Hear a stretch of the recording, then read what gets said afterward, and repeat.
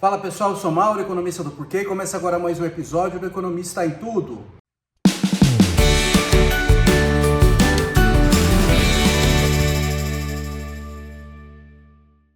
Para você que está chegando por aqui, eu convido a se inscrever no nosso canal, ligar o sino para receber as notificações.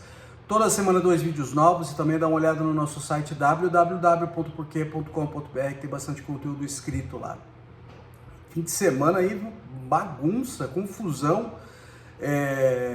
Crise entre Estados Unidos e Colômbia, a Colômbia se recusando a aceitar aviões militares que estavam trazendo deportados lá dos Estados Unidos, deportados colombianos, não se recusando a receber os deportados, mas se recusando a recebê-los em aviões militares.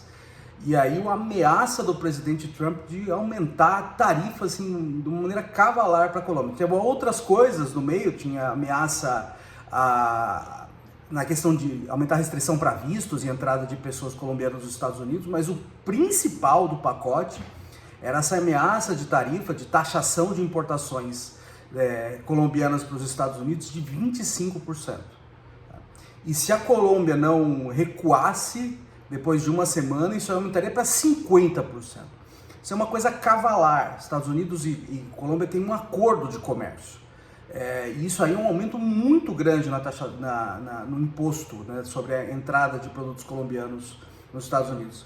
A primeira Colômbia falou grosso, dizendo que iria também retaliar e taxar a entrada de produtos americanos ali, só que acabou recuando no fim das contas e aceitando os aviões militares. Tá? Mas acho que isso aí dá uma medida de como que vai ser as relações dos Estados Unidos com a América Latina ali na gestão Trump. Então Trump está disposto a usar ameaças desse tipo para conseguir que se faça o que queira. Tá? E eu acho que isso dá uma noção também da diferença que tem no comércio internacional quando a gente está falando entre países grandes e pequenos.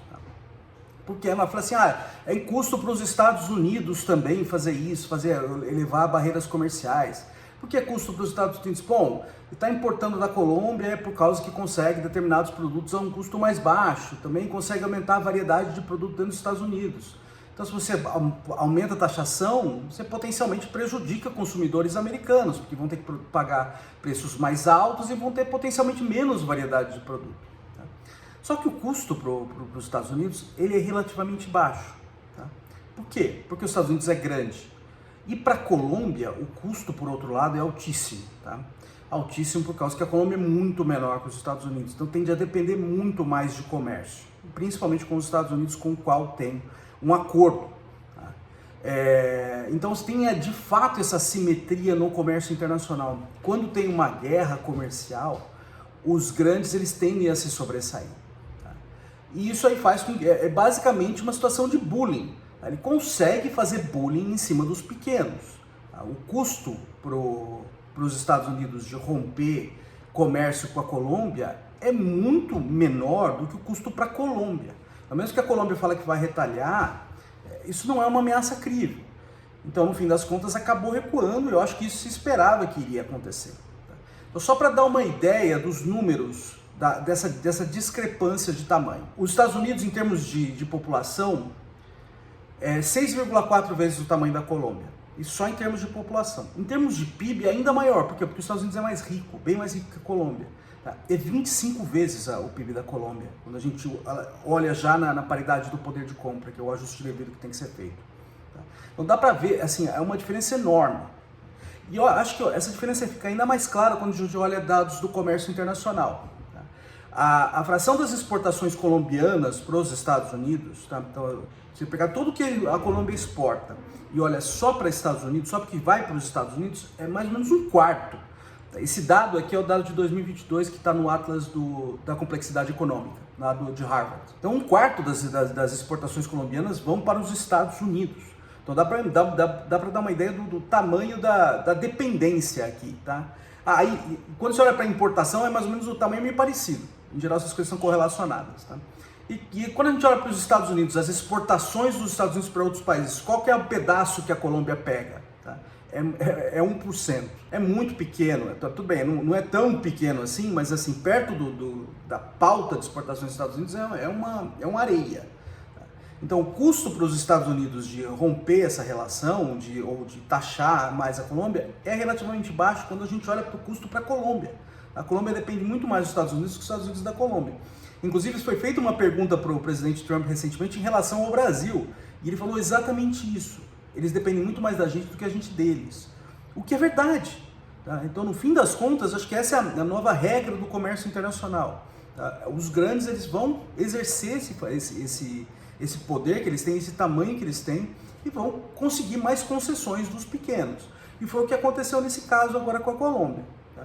Aliás, tem uma coisa interessante que, com relação ao México, aconteceu uma coisa parecida. O México também recusou um avião e não teve essa repercussão toda. Tá? Eu acho que um jeito de racionalizar isso é olhar para o comércio dos Estados Unidos com o México, que é muito mais intenso do que o comércio dos Estados Unidos com a Colômbia. O México é maior, o México está muito próximo dos Estados Unidos. Tá?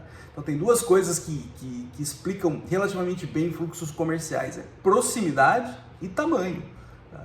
E ali com o México próximo dos Estados Unidos, os laços comerciais são muito mais fortes, fluxos comerciais.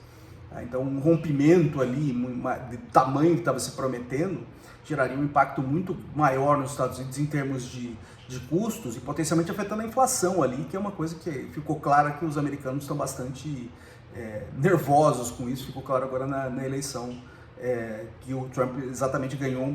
Uma das bandeiras era em cima da inflação. Acho que é um ponto importante, assim, no comércio, quando a gente olha para comércio internacional, para relações entre países, principalmente quando a gente fala de comércio, o tamanho importa, e no caso tem essa simetria.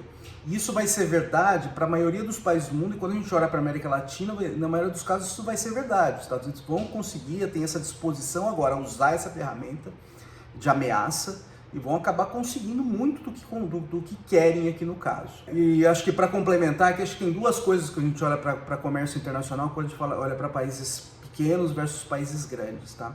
Países pequenos, eles tendem a depender mais do comércio internacional em geral. Países grandes, eles têm um mercado interno maior. Tá?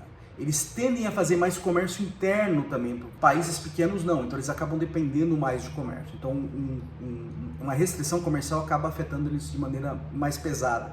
Tá?